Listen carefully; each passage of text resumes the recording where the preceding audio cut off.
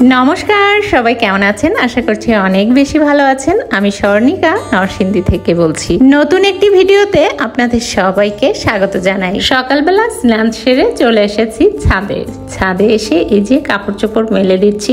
আর প্রকৃতিটা অনেক সুন্দর, মানে একটু মেঘলা মেঘলা আকাশ, অনেক বেশি ভালো লাগছে।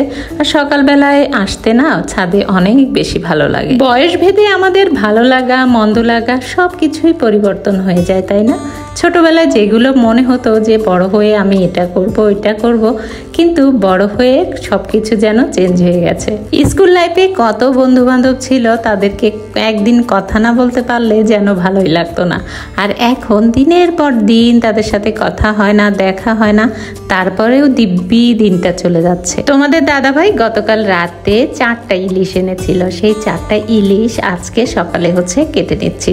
মানে রাত্রে আর ইচ্ছা করেই কাটিনি, কারণ মনে হয়েছে যে রেখে দিলে কিছুই হবে না। ইলিশ মাছ আসলে ফ্রিজে রাখলে কিছু হয় না, এই জন্যই রেখে দিয়েছিলাম। সকালবেলা শাশুড়ি মা আর মা মিলে রান্না বান্না করে ফেলেছে। আর এখন এই জন্য আমি স্নান টান করে এসে একটু মাছ টাছ কেটে নিচ্ছি। আসলে স্নান না করে কোনো কিছু করতেই মন চায় না, তো মাছগুলো একটু সুন্দর করে কেটে নিব। আমার সব কাজ যদি অন্য কেউ করে দেয় তাতে কোনো সমস্যা নেই, কিন্তু এই যে মাছ কাটাটা, এইটা যেন নিজে কাটতে না পারলে ভালোই লাগে না। মানে মনে হয় যে এরকম না ওরকম।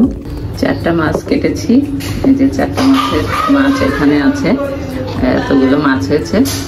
আর এই মাছগুলো খেতে পারবো আমরা অনেক দিন ধরেই। এখন প্রায় 12টা বেজে গেছে। আর এদিকে বাবা মা মুরগির মাংস এনেছিল, সেটাই তোমাদের দাদা ভাইকে বললাম একটু ছোট ছোট করে পিস করে দাও। আমি এদিকে ওলকচু দিয়ে এই যে ইলিশ মাছটা এটা রান্না করে ফেলি। আরও অনেক কিছু রান্না করব, এজন্যই তোমাদের দাদা ভাইকে বলেছিলাম একটু আমাকে হেল্প করে দাও। ইলিশ মাছগুলো আমি হালকা ভাবে ভেজে নিব, মানে একটু হালকা হালকা ভাবে ভাজবো।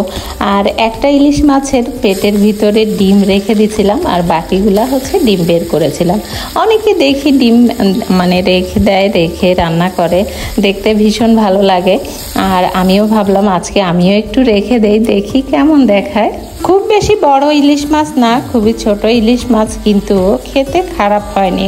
আর আমাদের মতো মধ্যবিত্তদের এত বড় ইলিশ মাছ খাওয়ার সৌভাগ্য এখন আর হয়ই না। বাবা মা যেদিন প্রথম এসেছিল ওই দিনও কিন্তু ইলিশ মাছ এনেছিল, সেদিন 2টা এনেছিল, আর আজকে আবার 4টা এনেছে।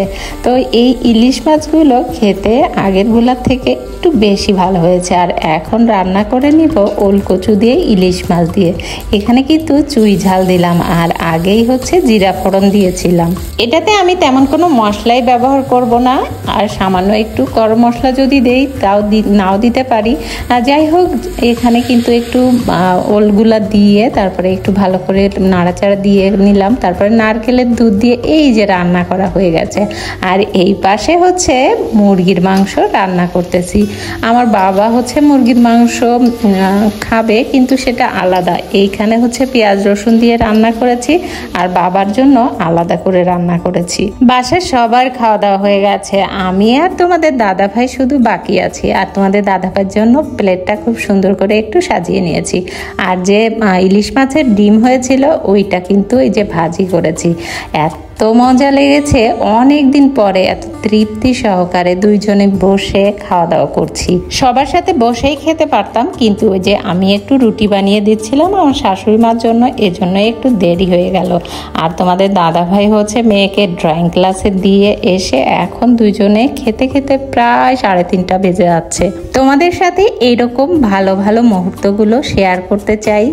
আমাদের ভিডিও তোমাদের কাছে কেমন লাগে অবশ্যই কমেন্টে জানাবে। আর যদি ভালো লেগে থাকে তাহলে লাইক কমেন্ট শেয়ার দিয়ে পাশে থাকবে। সবাই ভালো থেকো, সুস্থ থেকো, সবাইকে অসংখ্য ধন্যবাদ।